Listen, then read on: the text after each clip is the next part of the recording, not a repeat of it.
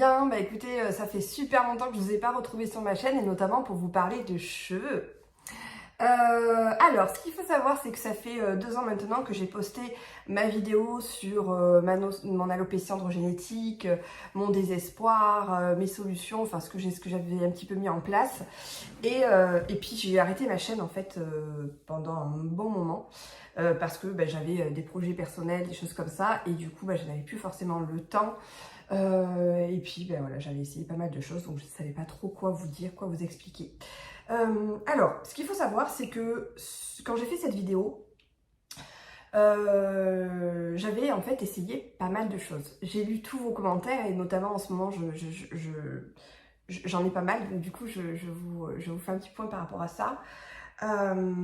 Beaucoup de personnes qui m'ont dit essaye minoxidil, change ton alimentation. Qu'est-ce qu'ils m'ont dit de faire plein de conseils en fait. Donc du coup c'est très gentil de votre part. Je vous remercie beaucoup pour tous vos conseils que vous m'avez donnés. Ce qu'il faut savoir, c'est que en fait la plupart des conseils que vous m'avez donnés, je les ai déjà essayés, je les ai déjà testés. J'ai testé énormément de choses. Donc je vous fais un petit rappel, j'ai commencé du coup à soigner mon ventre au niveau de ma perméabilité intestinale, donc du coup là ça s'était amélioré. Ensuite j'ai commencé à un petit peu me complémenter par rapport à mes carences vitaminiques. Ensuite donc j'ai fait des tests hormonaux, sanguins, etc. pour voir s'il y avait des problèmes hormonaux qu'il n'y avait pas. Ensuite je vous avais parlé d'hypothyroïdie frustre, de cortisol un petit peu bas, etc. Je vous avais parlé de voilà, que j'ai fait de la mésothérapie, j'ai fait des piqûres directement dans le cuir chevelu, j'ai fait de la greffe de cellules souches, donc c'est-à-dire qu'on m'a pris derrière l'oreille un morceau en fait on m'a prélevé en fait un morceau de peau avec des cellules, on passé dans une machine et on m'a réinjecté les cellules pour qu'il y ait des cellules d'hormones de croissance en fait qui se libèrent. J'ai fait des massages, j'ai fait le casque LED, j'ai fait la clinique du cheveu. J'ai fait des piqûres de vitamine B6 dans le cul. J'ai fait, j'ai fait des shampoings ayurvédiques, des masques d'huile, etc. Et voilà, en fait, ça m'a permis, on va dire, de maintenir une certaine chevelure. Et il y a des choses qui marchaient, voilà, plus ou moins bien, mais sans résultat vraiment probant. Et en fait, alors ce qu'il faut savoir, moi, qui n'a pas du tout marché sur moi et qui au contraire empirait ma chute des cheveux, c'était tout ce qui était bain d'huile. Les bains d'huile, ce qu'il faut savoir, c'est ça, je l'explique d'ailleurs dans mon programme que je vendais à un moment donné, parce que je vous avais proposé en fait d'acheter du coup le programme où je donnais tous les conseils, des vidéos, etc. de ce que j'avais fait. Ce qu'il faut savoir, et qui n'a pas marché sur moi, justement, c'était tout ce qui était bain d'huile. Voilà. Les bains d'huile, ça alourdissait mon cheveu, et d'ailleurs ça l'alourdit toujours. Je suis allée faire il n'y a pas longtemps, vous savez, les head spa là, en ce moment, où vous faites le spa pour vos cheveux, j'adore. Et en fait, elle me disait faites des bains d'huile. J'ai dit mais en fait non, l'huile. Elle me dit mais non, parce que vous comprenez, ça nourrit le cheveu. Oui, ça nourrit le cheveu, mais moi en fait, quand on a une paire de cheveux et qu'en plus on met de l'huile, ça alourdit le cheveu et je peux vous dire que je les tire comme ça. Alors, il y a des huiles qui sont plus lourdes que d'autres. Ce qu'il faut savoir, c'est que l'huile de ricin qu'on vous recommande, c'est une huile qui est quand même assez épaisse, qui du coup est lourde pour le cheveu. Donc, quand on a des problèmes d'alopécie, ce ne sont pas le type d'huile à utiliser, vraiment. Et donc voilà. Donc vraiment, après, bon, faut le mettre aux pointes, mais après, de toute façon, ça remonte par capillarité, je vais vous dire. Donc moi, les bains d'huile, j'ai arrêté. Parce que voilà, vraiment, ça m'alourdissait le cheveu. J'en mets de temps en temps une petite noisette sur les pointes, mais j'ai vraiment arrêté où je le fais ponctuellement. Je le fais vraiment qu'une fois tous les quelques mois, mais c'est pas quelque chose que je vais faire de régulier. Ensuite, j'ai arrêté tous les shampoings avec les phtalates, les machins, tout ça. Là, j'ai vraiment pris des shampoings naturels. Je prends aussi aujourd'hui le shampoing de chez doTERRA. Je vous mettrai le lien juste dessous. De shampoing de chez doTERRA qui vraiment ouais, me fait des cheveux souples, des cheveux légers, etc. Je prends donc des shampoings, du coup, après, chez mon coiffeur bio aussi. Parce que j'ai un coiffeur bio. Je ne vais plus du coup faire mes mèches. Vous voyez, j'ai quelques mèches. Mais je ne vais plus du tout faire mes mèches dans les coiffeurs où ça vous tue le cheveu. Voilà, j'ai coupé aussi un petit peu de temps en temps quand je vois que je commence à avoir des cheveux un petit peu filasses au bout. Parce qu'après, ce qui est là, quand ça s'abîme, ça s'affine de plus en plus. Donc malheureusement, je ne peux plus porter des cheveux hyper longs. C'est aussi les couper régulièrement, même si j'ai pas envie d'avoir les cheveux hyper courts. Mais c'est les couper régulièrement justement pour faire en sorte d'avoir un certain volume à un certain moment. Qu'est-ce que j'ai fait d'autre qui a fonctionné? Au niveau, je continue à prendre du fer parce que moi j'ai toujours le fer quand même assez bas. Je pense que c'est quelque chose de génétique, hein. Mon père avait déjà des problèmes de fer, j'ai fait plein de tests, etc. Il n'y a pas de problème particulier. Je pense que peut-être au niveau du foie j'ai du mal à synthétiser, je sais pas. Mais en tout cas, je continue à prendre du fer. D'ailleurs, on m'a conseillé la marque Synthésique ou Synthésique, qui est, du coup, je n'ai aucun problème digestif avec. Franchement, ils sont super. Donc, je fais une cure de ça en ce moment. Parce que j'ai remarqué que quand je fais des cures de fer, en fait, mes cheveux se portent beaucoup mieux et je les perds beaucoup moins. Voilà. Et puis après, ben, en fait, pendant ces 2 ans, j'ai travaillé sur mon stress. J'ai travaillé sur moi. J'ai travaillé sur ben, en fait, tout ce qui avait un rapport avec mon cortisol et mon hypothyroïdie frustre. Ce qu'il faut savoir, c'est que quand j'avais fait cette vidéo aussi, ou je sais plus si quand j'avais fait cette vidéo, c'était après. Non, c'était après. Ouais, c'était après. J'avais perdu ma grand-mère. J'étais en séparation. Enfin, un gros chamboulement dans ma vie. Voilà, gros chamboulement dans ma vie. Ce qu'il faut savoir, c'est que déjà avant cet événement-là, il y a eu beaucoup de choses au niveau émotionnel qui m'avaient impactée dans ma vie personnelle, des problèmes familiaux, des deuils, etc. Et j'étais en fait un peu en mode je vois rien, c'est pas ça, rien à voir. Je comprenais même pas en fait ce qui se passait. Je sentais qu'à l'intérieur de moi il y avait des choses qui n'allaient pas, mais je n'avais pas cherché à comprendre plus que ça. Et puis, ben en fait, du coup, ces événements m'ont amené aussi à travailler sur moi, à travailler le côté émotionnel. Et dans une vidéo, je vous parle d'ailleurs aussi de l'impact émotionnel au niveau de la perte des cheveux. Et je vous avais pris un extrait du livre, c'était quoi, le dictionnaire des mots et des maladies. Et je vous avais lu en fait le passage sur la perte de cheveux, qu'est-ce que ça signifiait. Et donc en fait, eh bien, j'ai travaillé beaucoup sur moi et j'ai remarqué que du coup, en travaillant sur moi, j'avais du coup un apaisement, j'avais des libérations qui se faisaient des sujets que je traitais, etc. Et aujourd'hui, au bout de 2 ans, ben voilà où j'en suis. Voilà. Donc vous voyez, il y a toujours un petit peu voilà, clairsemé, parce qu'à un moment donné, je pense que si mon cheveu est arrivé en fin de cycle, il ne repoussera pas. Mais je veux dire, ça a bien repris. Je perds plus mes cheveux en fait, c'est les pertes que je... Regarde, j'ai pris ma brosse aujourd'hui, ce que je perds, voilà, ça va être une quantité, et encore je crois que ça fait 2 jours que je ne l'ai pas nettoyé, j'enlève mes cheveux tous les jours, voilà la quantité de cheveux que je perds, une quantité normale, voilà, alors qu'avant c'était une touffe complète de cheveux quoi, et puis je tirais, là je tire, il n'y a rien qui vient, vous voyez, avant je tirais, et tant que je tirais j'avais des cheveux qui venaient. Voilà. Bon là, j'ai pas fait de lissage, rien, je fais pas, moi je touche rien, mes cheveux je les laisse comme ça. Ils sont un petit peu ondulés, bouclés, et en plus je les sèche pas avec le sèche-cheveux, c'est pour ça qu'en fait il faut un peu décoiffer, etc. C'est vrai que c'est pas, voilà, on a les coiffures bien clean, etc. Mais aujourd'hui en fait c'est vraiment le soin de mon cheveu en fait, que je fais vraiment attention à tout ça. Mais j'ai compris aujourd'hui que le corps et l'esprit ne va pas l'un sans l'autre en fait. C'est-à-dire qu'on peut travailler sur le côté émotionnel, et on peut travailler sur le côté physiologique, mais l'un ne va pas sans l'autre.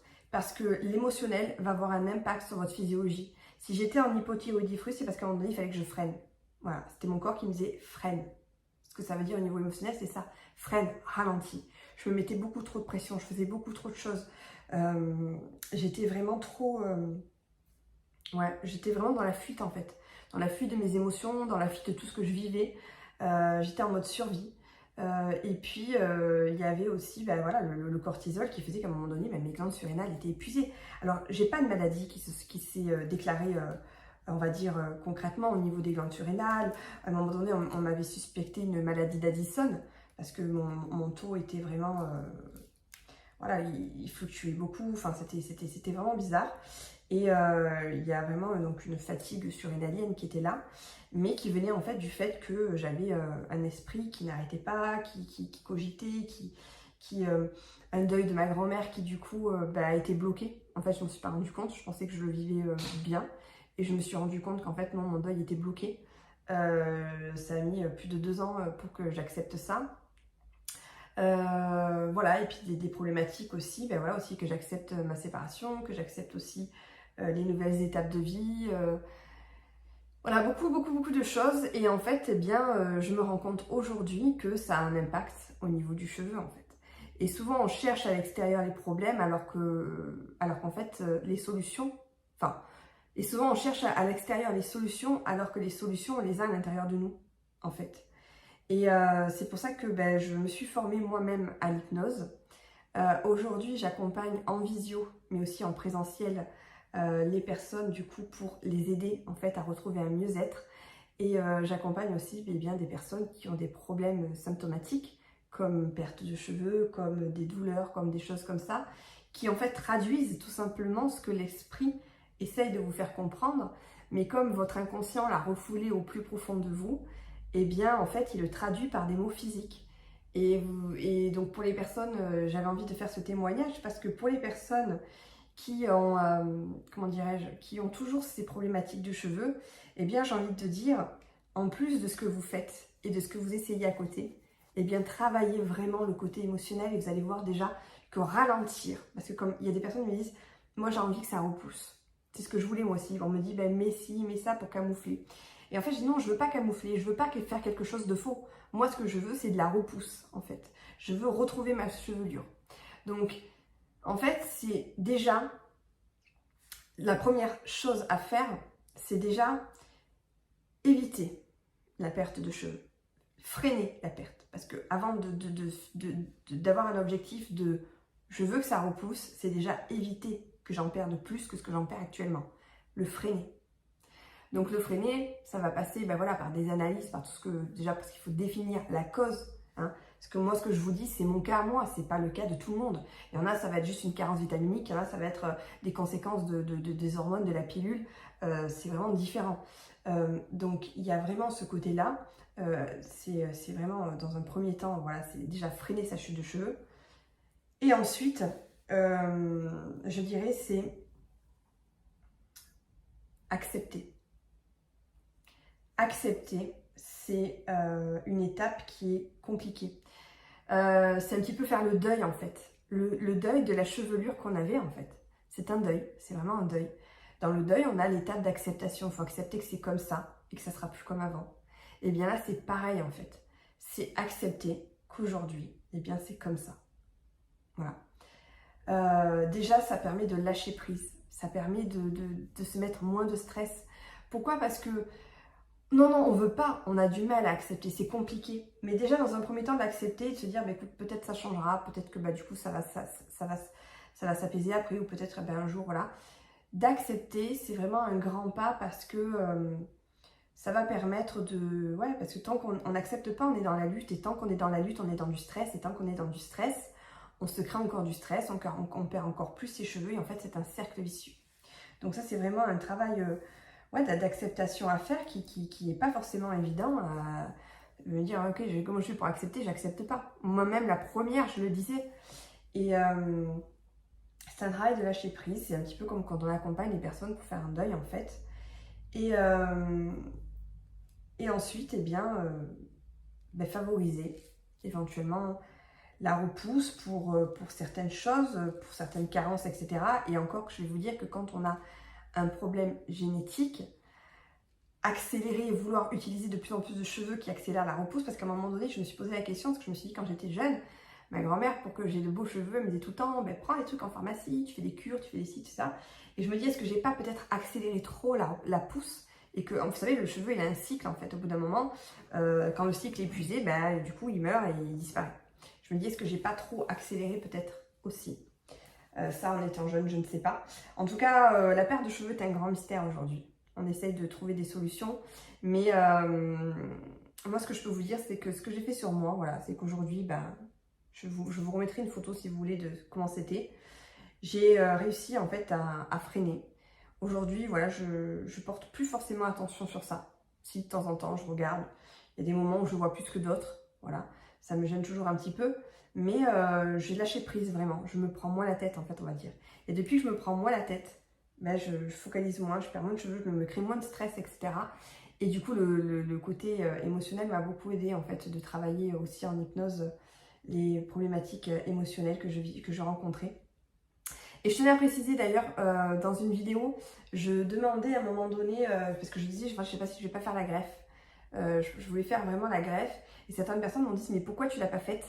Et d'autres m'ont même reproché d'avoir à la fin de la vidéo demandé peut-être une cagnotte pour m'aider parce que c'était extrêmement cher.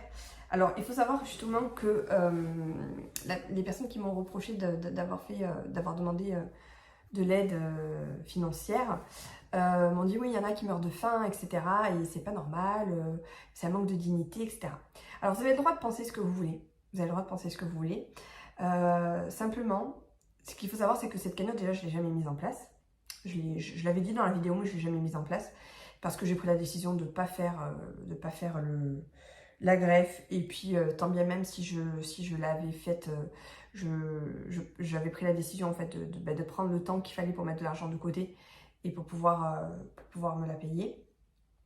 Et en fait, ce que je voulais vous dire surtout, c'est pas tant ça en fait, je m'en fous du jugement de chacun, c'est vraiment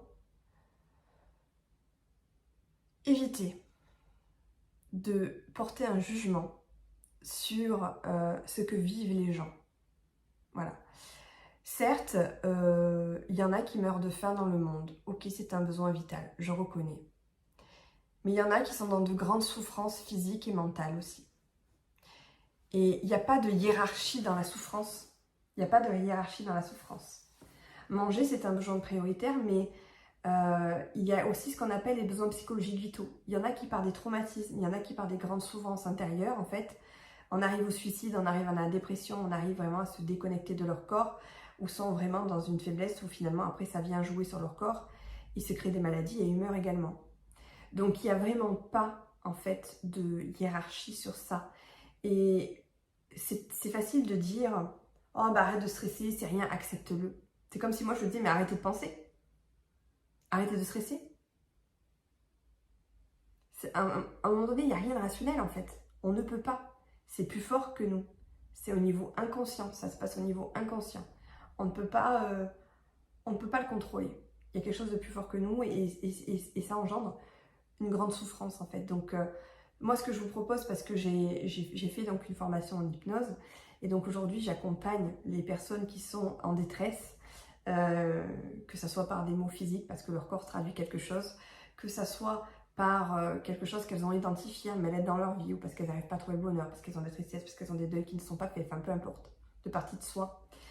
Je les accompagne vraiment pour retrouver en fait le bonheur, l'amour à l'intérieur d'elles-mêmes. Et bizarrement, quand on arrive à retrouver ça, à se libérer de tout ça, le corps il retrouve vraiment une paix intérieure en fait. Il retrouve une paix, on retrouve un équilibre. Le principe d'homéostasie, je ne sais pas si vous connaissez, c'est que le corps en fait se remet toujours en équilibre. Le corps il est là pour rester en survie, l'esprit aussi. Donc on retrouve un équilibre, on retrouve un bien-être. Et donc j'accompagne en présentiel et j'accompagne aussi en visio. J'ai déjà des personnes qui m'ont contacté pour justement mes vidéos qu'en fait qu'ils avaient vues en me disant voilà. Et je leur explique que eh bien on va travailler sur la problématique, pourquoi ils ont commencé à perdre leurs cheveux. Voilà. D'aller vraiment à la source et à la cause. Parce qu'à un moment donné, s'il y a eu une perte de cheveux, c'est qu'il y a eu un stress. Moi, j'ai eu une hypothyroïdie parce qu'à un moment donné, mon corps m'a ralenti. Hein.